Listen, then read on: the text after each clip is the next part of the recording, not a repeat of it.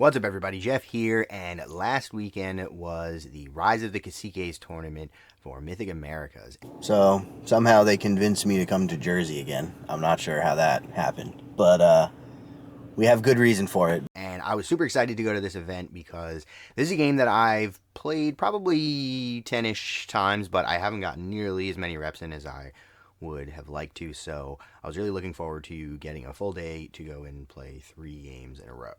Now, some people listening might find it a little bit intimidating to go to a tournament for a game that they're not super duper familiar and comfortable with, but honestly, I really encourage you to go give it a shot because most people that are running tournaments are very welcoming. They want you to have a good time, and even if you're new to the game, as long as you go there with a good attitude, I think you will find that you'll have a really good experience. I don't consider myself a particularly competitive player in any games that I play, and I've never regretted going to a tournament or any kind of event. So if you've never given it a shot, then definitely consider it in the future. There's actually a bunch more events coming up for Mythic Americas, and I'm definitely planning to be at them. So if that's something that you're ever considered, then I would definitely say you should give it a shot, especially if Jersey isn't too far away for you.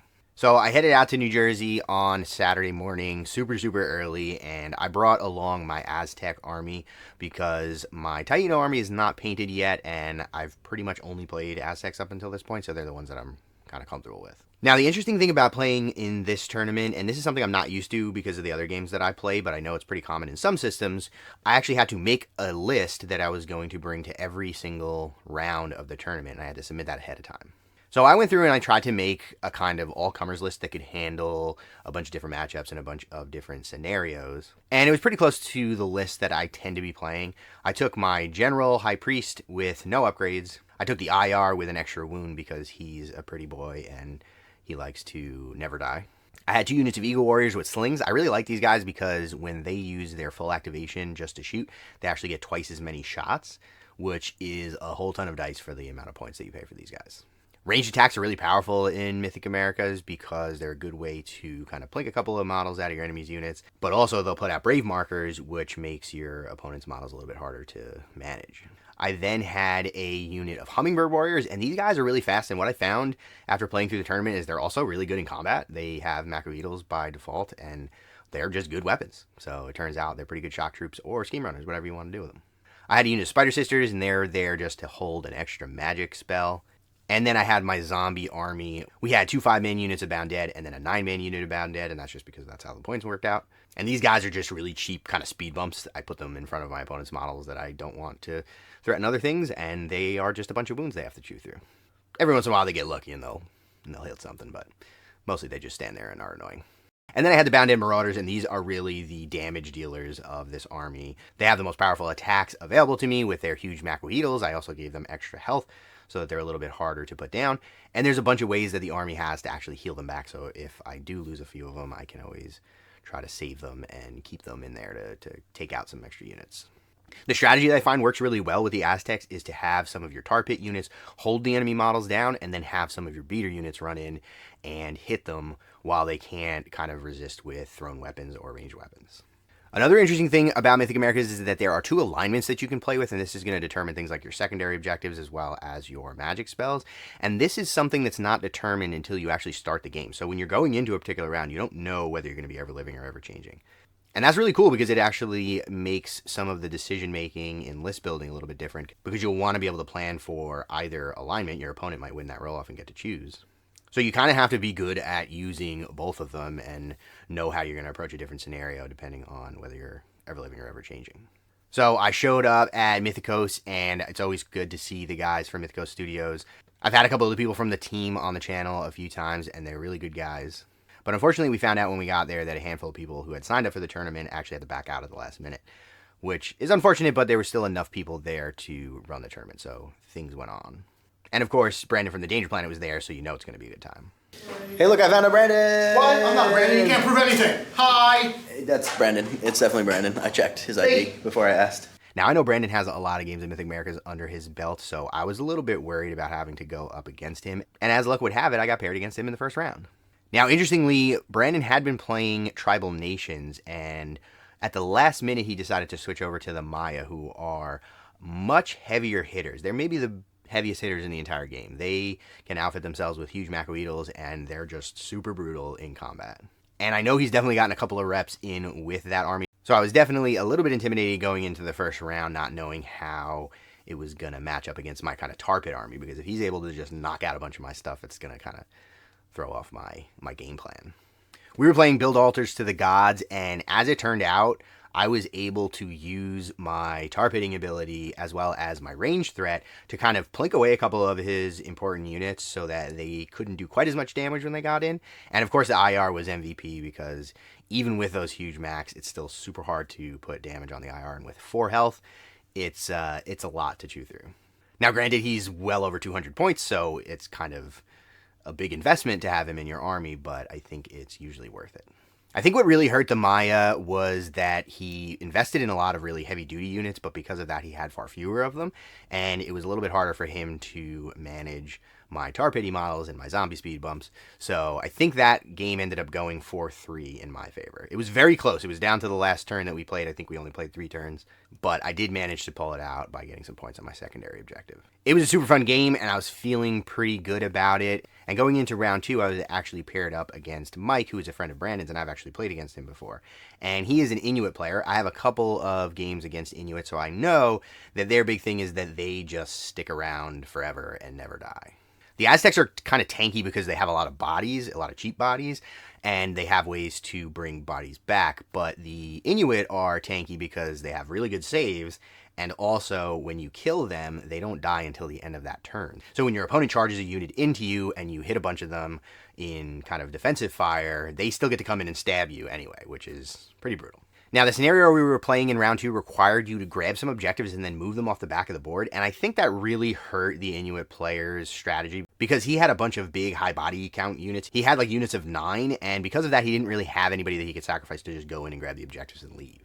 On top of that, I managed to kind of hold the center of the board and stop him from getting to one of the objectives that would have been a little bit easier to get to. And because I managed to get my secondary objective, I ended up taking that game as well.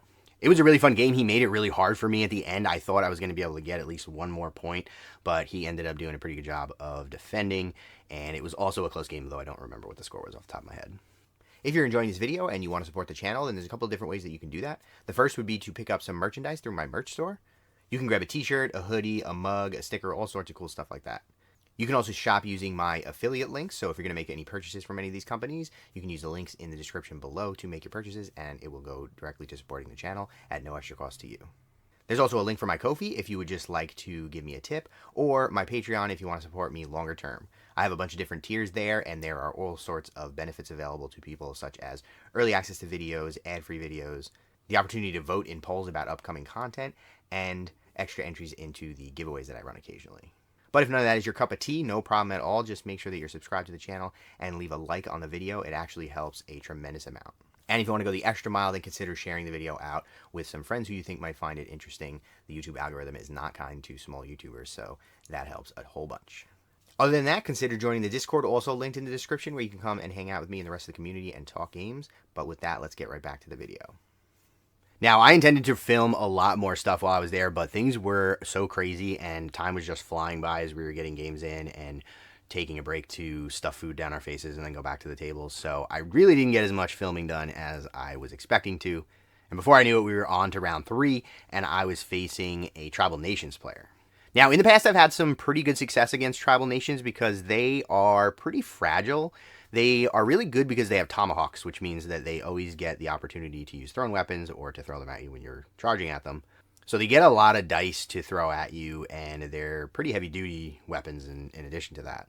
But in the past, I've usually been able to overwhelm them because they're not particularly tanky. They're pretty easy to kill. And as long as you can kind of keep a handle on the magic users, you can whittle them down and then control the objectives. And the objective that we were playing here required you to escort 2 captives and prevent your opponent from taking them from you. And then there was 1 captive who was in the middle of the board, and we kind of had to fight over that one. Early on, my opponent actually used a bunch of magic tricks to do some pretty significant damage and really lock down a couple of my units. But once again, the IR Bounded Marauders combo came in clutch, and those Hummingbird Warriors also did a ton of work in taking out some of his units that were threatening the objectives. Now, a really cool thing was, at the end of the game, he charged some Sasquatches in at one of my units that was holding the captive. And I wasn't really expecting this. It looked like he wasn't going to be able to reach there, and the initiative didn't go in my favor, so he managed to jump in and wipe out an entire unit of slingers in one charge because Sasquatches are brutal. And he grabbed the captive and then ran them back a little bit further away from the rest of my army. So that was basically going to tie the game up because I had a point on my secondary objective and he didn't. But I had managed to take the captive from the middle, so we were looking at tying the game, but I actually managed to double activate my IR and run him over to the Sasquatches and get them to flee. And I couldn't kill them all, but because I got them to flee, they dropped the captive where they were standing. Now, I didn't have anybody close enough to run over and pick up that captive, but because he lost a point by dropping that captive, it actually meant that I took the game. Going into that round, I think I only needed to tie him in order to win the tournament based on the way that the tournament points worked out.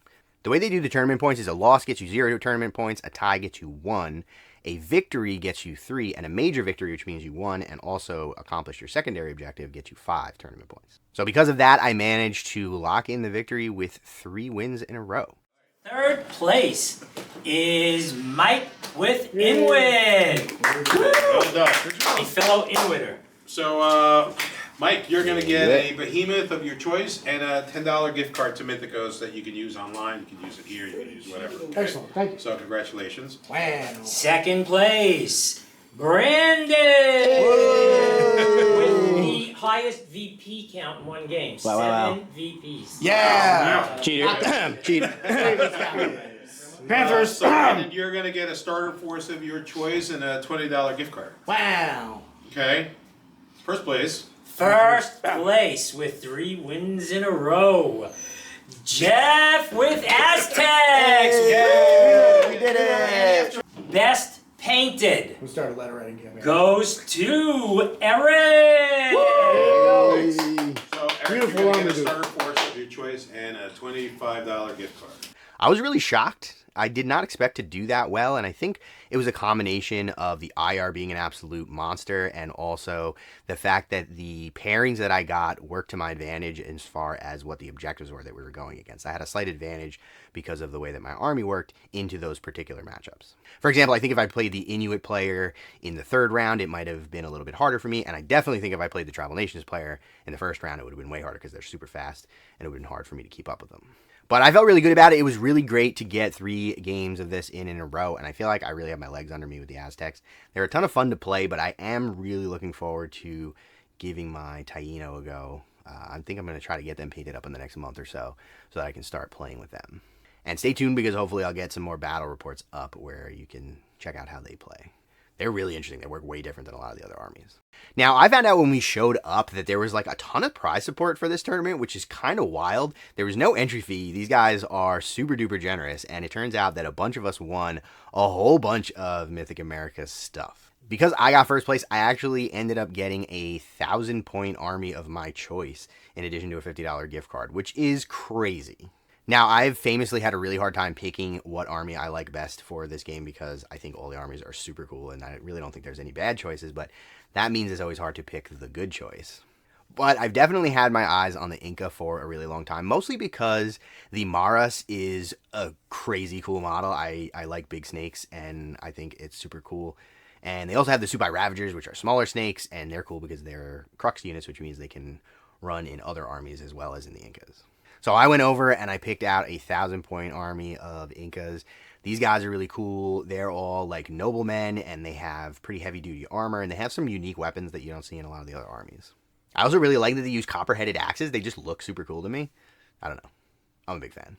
Reading over their rules, apparently they're also super heavy duty into magic use. They actually have 2 different models that can take magic spells and you can upgrade them so that they're more powerful magic users, so you can go really heavy into the magic, and they have some interesting spells that they can do. So stay tuned because hopefully we'll have more from them coming. I think I'm also going to do an unboxing, so you can keep an eye out on the channel for that if you want to check out some of the models. They are awesome. So everybody else collected their prizes, and then of course afterwards we went out to celebrate with some food. It was a great day. It was a crazy busy day. It was a very long day, but I'm really, really glad I went, and I'm super looking forward to the next events that they have going on. I was actually talking to the guys at Mythicos while we were there, and I know a lot of people are really excited about the next event they have coming, because in May they're doing a starter box tournament, and the way that's going to work is you're going to buy a starter box for a pretty significantly discounted price. Normally their starter boxes are crazy good value. They're like $100 and you get about 500 points worth of models depending on the army that you take. So you get a lot of stuff, and it's enough to get started with the game. So you're going to get that for an additional discount, and then we're going to have a tournament where you just play with the stuff out of the starter boxes. It's a really cool idea. I think it's a really beginner-friendly way to run a tournament, and I know there's a lot of people out there who are either brand new to the game or don't even have any models yet that are looking forward to going to that event so they can get started. But I was actually talking to the guys, and I was telling them that I think it would be a good idea to have another tournament after that, before Gen Con, where they're going to have another bigger tournament. Because a lot of the kind of local people and the people in the area are going to have the starter boxes from the starter box tournament and maybe want to come in and play a bigger 1,000-point tournament. So I think the guys are going to put together something else probably for sometime around the beginning of the summer where there's going to be another big tournament. But stay tuned because I'll definitely make sure I post about that. And if you're not already on their Discord or my Discord, make sure you join both because you'll be able to kind of keep up with what the plans are going forward. Another really exciting thing I have going on with them is I had a couple of people from the team on to talk about the lore and the process of writing their lore and kind of inventing this universe and all of the details around the cosmology and the different characters that they've been introducing in the short stories and all that kind of cool stuff. So if you're a lore person like me, then stay tuned because that's going to be coming up in the next couple of weeks.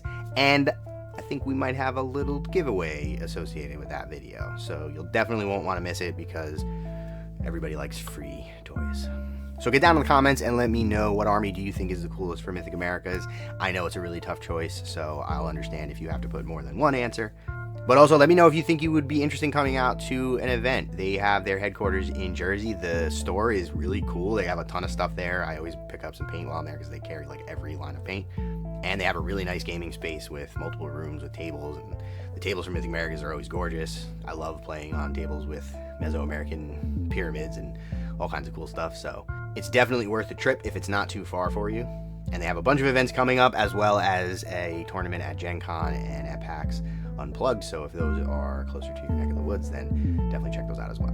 But that's all I got for you for now. So I want to send a huge thank you to the extremely cool kids here on Patreon, the Steam Powered Scoundrels, Dogmatize, and Devin. And thanks for watching.